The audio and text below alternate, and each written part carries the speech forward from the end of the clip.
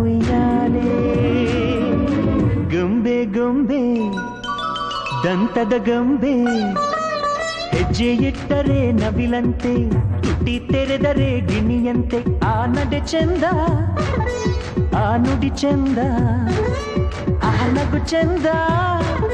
ಆ ಗುಣ ಚಂದ ಯಾರೇ